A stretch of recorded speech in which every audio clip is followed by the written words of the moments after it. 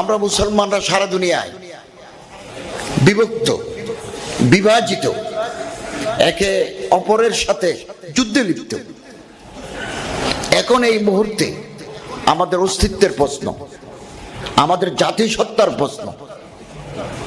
এই মুহূর্তে আমাদের ওয়াহাদাতে উম্মত, একতার ডাক দিতে হবে, এক প্ল্যাটফর্মে আসার প্রয়াস চালাতে হবে। ইত্তেফাক মাল ইখতিলাফ, ইখতিলাফ থাকবে, ফুরুআত অনেক ইখতিলাফ থাকবে।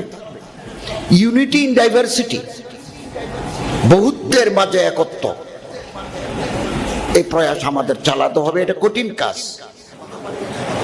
Now we have become divided, split into many groups. আমরা মুসলমানরা, আমাদের মুসলমান হওয়া